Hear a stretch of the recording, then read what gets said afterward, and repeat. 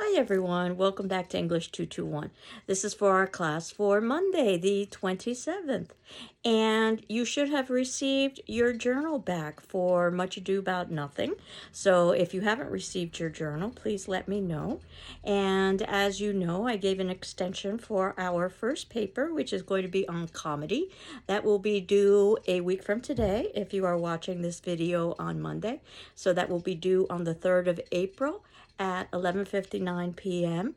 via PDF to my email, Ruiz, R-U-I-Z, at gcc.mass.edu. The same way that you would submit in journals. As you know, the papers are more formal than journals, so I will be evaluating them for grammar and mechanics as well as for content and putting a traditional letter grade on them, returning them to you. But you all have the option to revise that first paper if you so elected to after you've incorporated my comments into your revision. And if you need further direction, you could always meet with me. After you've done that, I just ask that you submit in your revision along with the original, which is the graded copy, the one with my comments on it, so I can compare and contrast. And you would get the higher of the two grades. And that would be due by the ending of the semester, but obviously the sooner the better for everybody involved. And your second paper will be very similar to the first paper. The difference is that rather than focusing on comedies, for your second paper, you would be talking either about history or tragedy. There is also the possibility of writing about sonnets for the first paper, but keep in mind that a sonnet, a short poem, is very different than writing about a play. And this is a critical paper, so you should not be using outside resources, but you should be quoting from the text itself. So, in terms of where we are now is we've moved beyond the comedies to the history plays. I talked a little bit about the history during the time period. And you can see in the notes below, I've also indicated some information about the history. And it's all about King Edward III, who is not a character in this play, but he's the father of many of the major characters that are in this drama. Again, keep in mind that this drama is loosely based on medieval history. So there is a certain level of truth to this, but Shakespeare would have taken some liberties for dramatic purposes. So, King Edward III was the father of Lionel, who was also known as the Duke of Clarence, Edward, who is also known as the Black Prince, John of Gaunt, who's also known as the Duke of Lancaster, Edmund of Langley, who's also known as the Duke of York, and Thomas of Woodstock, who's also known as the Duke of Gloucester. I had indicated that many names are used to refer to a single character in this play, so keeping a chart can be very helpful. Sometimes we refer to a character by his surname, sometimes by his first name, sometimes by his title, sometimes by his nickname. And Edward the Black Prince, who is referenced in this play, was the father of Richard II. And according to history and also according to the plot of the play, Edward the Black Prince died when Richard II was a young boy. Richard II became king, but basically his uncles, who were adults, ran the kingdom until Richard came of age.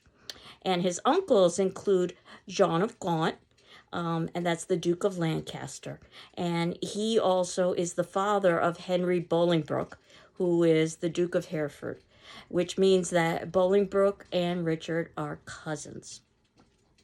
Now, there also is Edmund of Langley. This is the Duke of York. He also appears in this play. And he's the father of O'Merrill, who is also a character in this play, who is the Earl of Rutland. So, as we begin Richard II, and keep in mind that the title in its entirety is not Richard II, but the tragedy of Richard II. So we're going to see many elements associated with tragedy in this particular play. And the tragic tradition we talked, I believe, a little bit about last class was established with Oedipus the King, which is a very famous drama from Greek society, 430 BC, where you've got a great man who's above and beyond the ordinary, who experiences some kind of downfall. in part because of a flaw or flaws in character, but also because of outside forces. And then eventually, this character accepts responsibility for their fall, and there is a learning that goes on for this character and also for ourselves. This is something that Shakespeare would have very much developed in his tragedies, because this was the definition of tragedy. So when we get to Othello and we get to Macbeth, this is something that we will be seeing. But it also, because the Richard II play is entitled The Tragedy of Richard II, can apply to Richard II. Keep in mind that Shakespeare would have followed this definition of tragedy, but changed it to suit his purposes, which was pretty common for Shakespeare to take liberties. And not because he didn't know the rules, but because he wanted to experiment, and he would successfully experiment at that.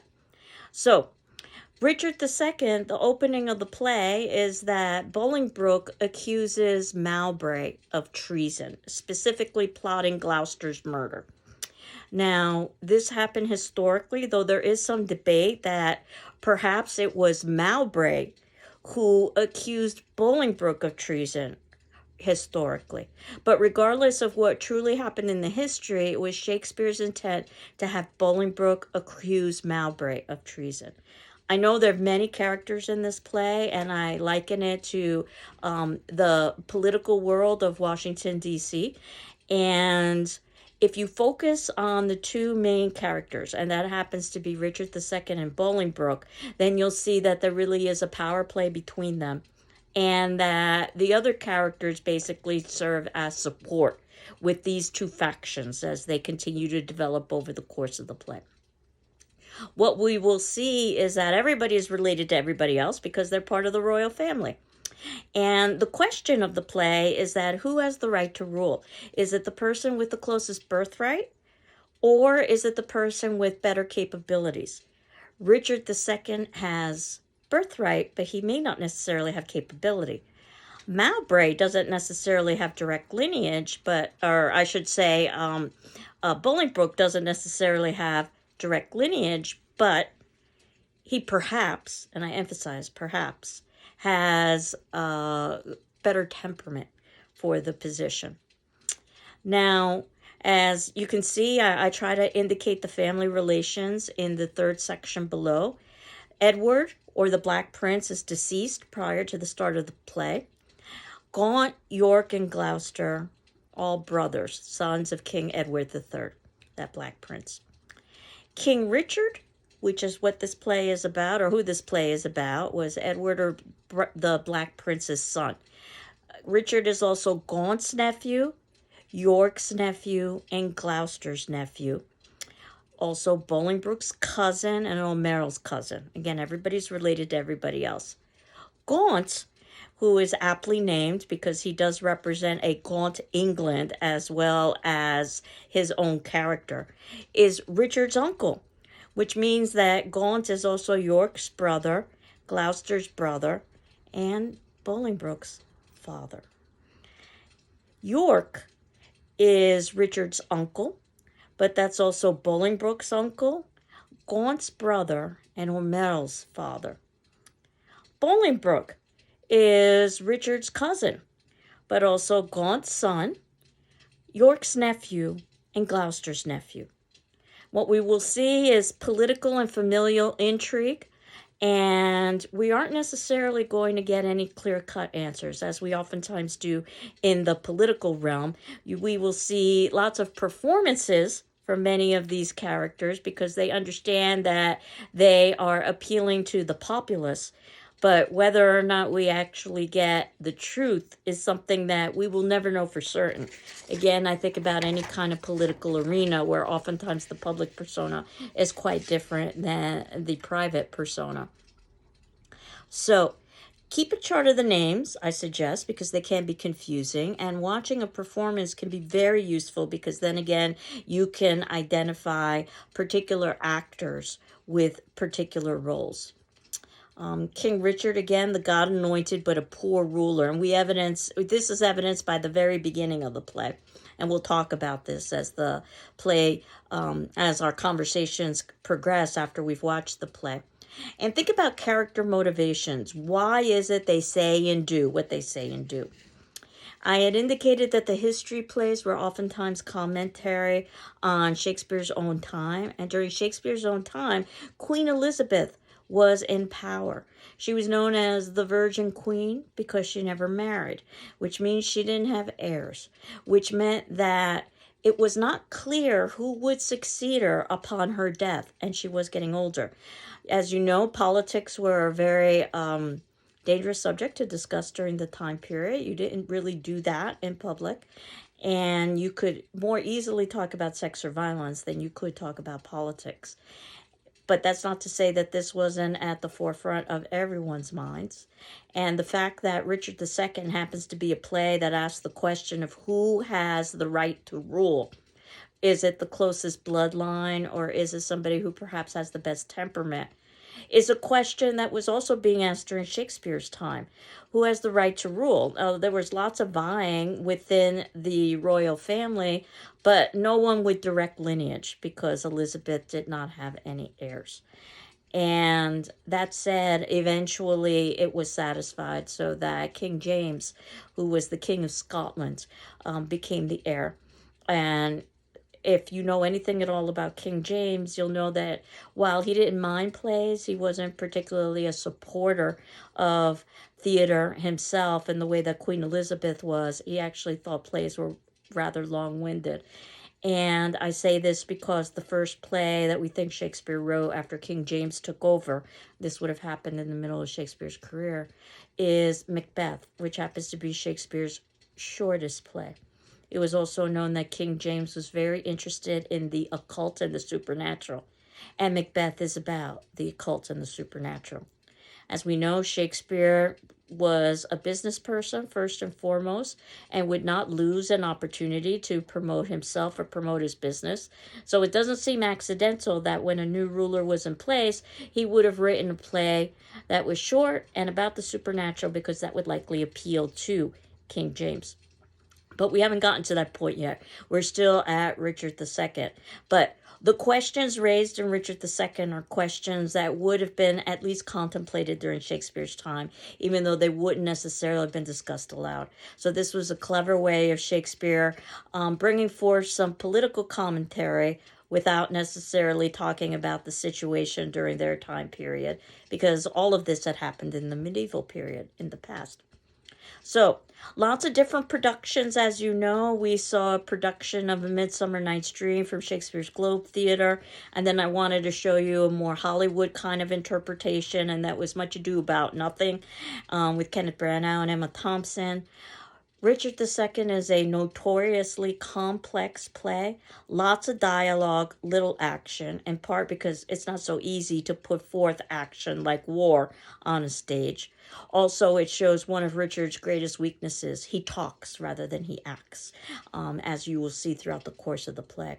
But because the history plays tend to be longer plays and tend to be more complex, the production that I wanted us to watch would be from the BBC, the British Broadcasting Corporation, where they had started in the 1970s into the 1980s, a really remarkable project to put all of Shakespeare's plays on video in their entirety as close as possible to the text that Shakespeare wrote.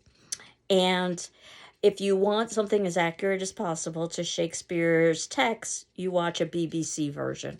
And luckily for us, we're able to see these because they are available on Canopy through the GCC library. You'll see in the notes below in the 6th section, I've indicated some information about library card access, because if you are going to stream this off campus, as I suspect most of you will be doing, then you need to do so through the GCC library website. All students registered for classes should have been issued an electronic library card automatically beginning in the spring of 2022 semester. And your barcode and username to log into the library services would be 269960 plus your student ID number. Your default password would be your surname, all in caps. If you had a library card prior to spring 2022, your older barcode and the newer barcode will both work. If you find that your older password does not work, please try the new default, the last name in all caps. And certainly if you have difficulty logging in, contact the GCC library.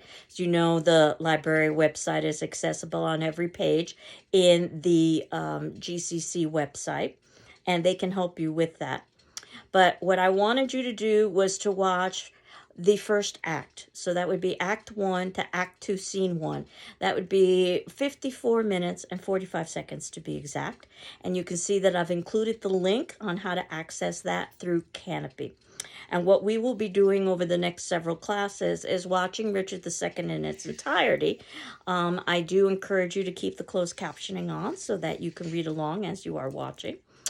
And that said, watching a production is never a substitute for reading the play, but I think you'll see that watching this production is going to be very, very similar to the reading experience you're going to be having. So the attendance question, which will be due on Wednesday at 8 a.m., goes back to the idea of our first paper. Do you have any questions about upcoming paper number 1? And if so, what are your questions? Do you have any questions about paper number 1? And if so, what are they? If you don't have any questions, no worries. Just say no questions. That'll satisfy your attendance for this class. So I hope you're doing well. I'm doing well. I hope you enjoy or at least appreciate the political intrigue we will be seeing in Richard II. And we will continue on over the next several classes talking about Richard. Take care. Bye-bye.